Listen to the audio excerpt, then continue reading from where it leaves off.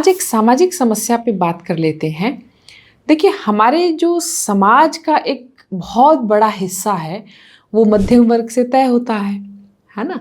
जो समाज के आदर्श हैं, संस्कार हैं, रीति-रिवाज हैं, आपस में जो समाज को संगठित करके रखता है, उस सबसे बड़ा रोल, सबसे बड़ी भूमिका उसमें हमारे मध्यम वर्ग की है।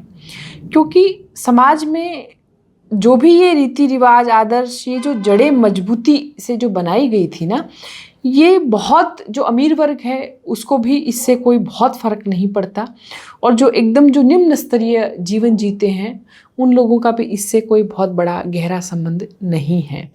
यानी सारे आदर्श, सारे जो संस्कार हैं, वो सब हमारे मध्यम वर्ग के लिए उस पर लागू होते हैं। कि ये जो नारी चेतना आई है पिछले कुछ सालों में, कि भाई नारी के लिए हम सब बहुत जागृत हुए हैं, उसके अधिकारों के लिए हम सब अब बहुत जागृत हो गए हैं, ये एक बहुत अच्छी बात है। क्या वास्तविक में ऐसी चेतना आई है? पहले हम जब छोटे छोटे थे तो हम ये महसूस करते थे कि हर परिवार ये चाहता था कि उनको पहली संतान उनका बेटा हो, परमात्मा करे कि उनको पहला बच्चा बेटा हो जाए। सबका ये एक ऐसी सोच रहती थी हमारे परिवारों की, या कम से कम उनको बेटा हो।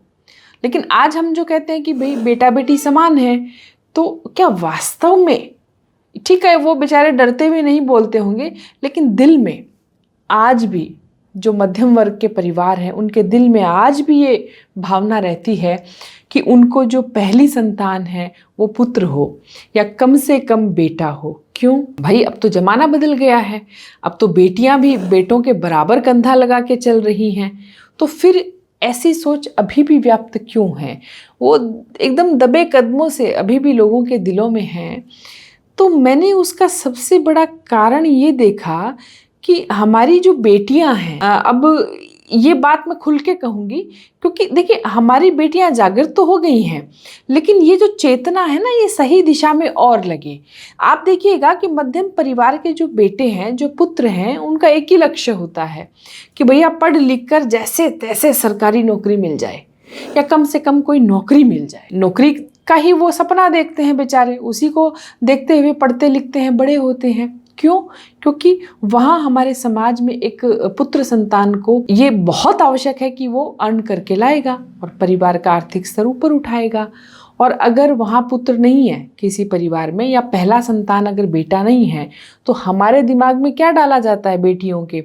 ये तो अगला धन है, ये तो अगले परिवार को जाएगी। तो कुछ सोच भी ऐसी है, लेकिन हमारी बेटियों को अभी एक कदम और बढ़ाना पड़ेगा। और वो कदम किस दिशा में है?